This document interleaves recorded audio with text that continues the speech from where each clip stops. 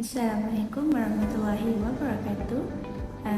Today I want to present about organizational change and resistance. First of all, I want to introduce myself. My name is Nofra Najwa bint Afandi. My matrix number is 82382016. So now, let's see the list of content. Number 1, of course, I want to start with introduction. Number 2, brief explanation. Number 3, viewpoint. Number 4 is related example. Number 5 is advantage and disadvantage. And last, I will end with conclusion. Let's move to the introduction. In introduction, I want to share you about the meaning of organization, the meaning of change, and the meaning of resistance. So now, I want to tell you about the meaning of organization. Organization, which can be a business, an institution, or any structured group of people working. Refer to the process, structures, system, culture, and strategies that determine how an organization operates and functions. In a broader sense, it encompasses leadership, communication, decision-making, and internal coordination. The person or people who started the organization as founder. When organization is formed, it requires someone to lead and make critical decisions, and this individual is known as the leader or head of the organization. Next is the meaning of change. Change is the process of transitioning from one state to another, such as personal development, societal shift, organization transformation.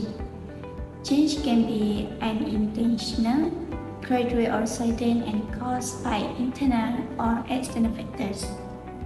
Last but not least, I want to tell you the meaning of resistance. Resistance refers to the individual or group within an organization's opposition or reluctance to adopt the new process. So now, I want to tell you about what is organization change. Organization. If you want to know, managers in all industries must deal with organization change. Organization change divided into three, that is technology, people, and structure. First of all is technology. Technology is continuous improvement initiative which aim to develop flexible process to improve operational quality. Next is about people, which includes change to authority relationships, job design, and others. Change in structures, which includes change in employee attitudes, expectations, perceptions, and behavior. So now I want to present about why do organization need to change. Organization need to change is divided into two factors. First is external forces, and second is internal forces. Let's see the external forces first. Marketplace competition. The competition arises from the presence of other companies offering similar products or services. Second is government regulations. In the context of organizational change, government regulation can have a significant impact on how business operate, necessitating change in policies. The next is internal forces. First is internal operation of the organization. When managers decide to redefine or modify an organization's strategy, it usually triggers a series of internal forces. First, job redesign may be required as employers to the new equipment and workflows. Second, employees may require training in order to effectively operate. Number 2 is demographic composition. Change demographic composition of workforce, which includes age, education, gender, and nationality. The next slide is who initiates organization change. Change agents play a vital role in driving and ensuring the success of change initiative within organization. Traditionally, managers within organizations have been viewed as primary change agents due to their understanding of the organization's structures, culture, and dynamics. While managers are critical change agents, anyone within or outside the organization can fulfill this role. Non-manager employees include internal staff specialists, process specialists, knowledge relevant to change initiative. Organizations often enlist the help of external consultation for major system-wide change.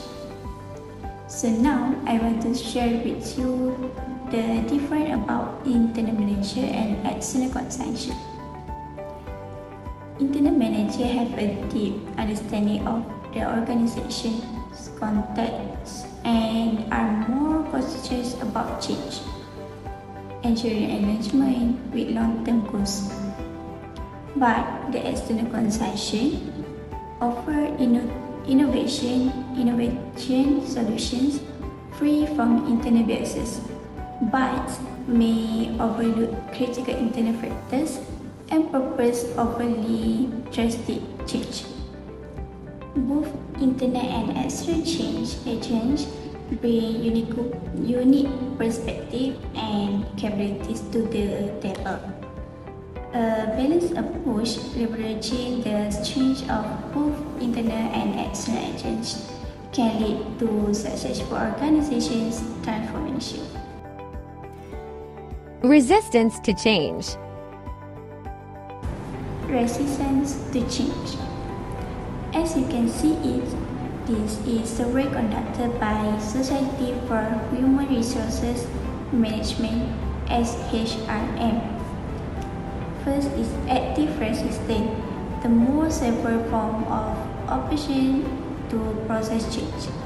Second is passive resistance, is more subtle form of opposition, not openly voice their objection. Third is compliance. Compliance is natural responses. They may go along with the change to avoid conflicts. And last is enthusiastic support. Is the most positive reaction to change and actively advocate. This is about how to manage resistance to change. First is through innovative and appealing means. Second is typically motivated to initiate change. Next is to understand the reasons behind it, take proactive steps to achieve it, providing training and support to the employees, and last but not least is by fostering an environment. Next, why do people resist organizational change? First, change introduces uncertainty. People are creatures of habits and rely on established routine. There is a fear of personal loss from a belief that the change is not their organization's best interest. The next topic is what are some techniques to reducing resistance to organization change. Good Levin's three-stage model of planned change provides useful frameworks for guiding this process. The assumption is that change will meet resistance. As a result, implementing change without proper planning is likely to fail. Instead, organizations should begin by unfreezing or ensuring that their members are prepared for and open to change. This is followed by change or carrying out the planned change. Finally, rephrasing entails ensuring that change is permanent and the new habits, rules, or procedures become the norm, Example of emphasis: create a vision for change, communicating a plan for change, and provide support.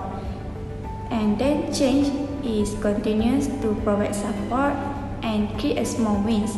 Last but not least is example for rephrase is publicize success, reward change adoption, and make change a part of organization culture.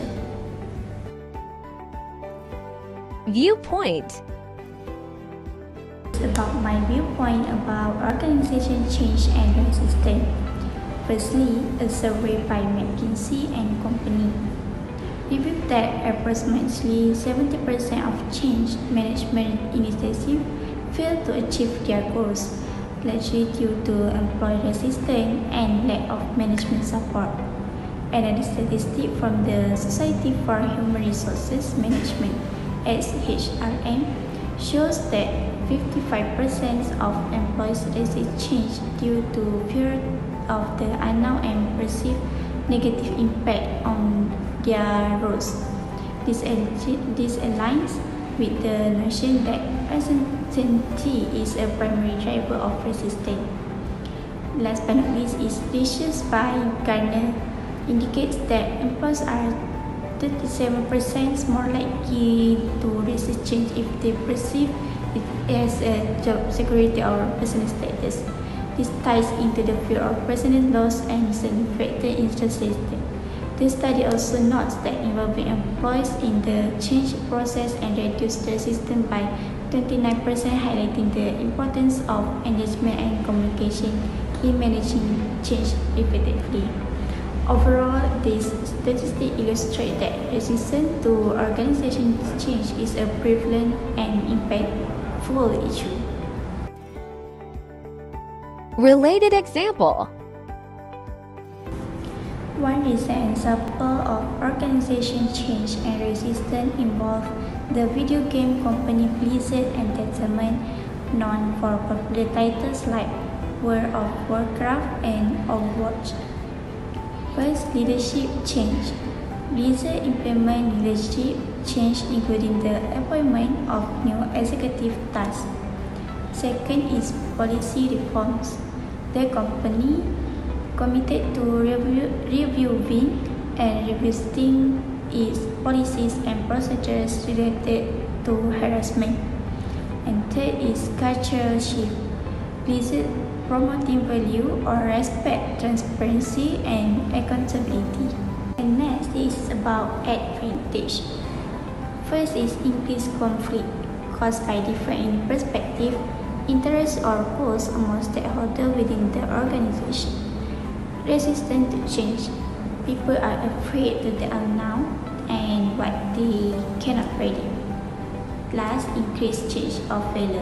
Frequently fail due to the lack of organization readiness and commitment, insufficient resources, or funding. And next is about advantage.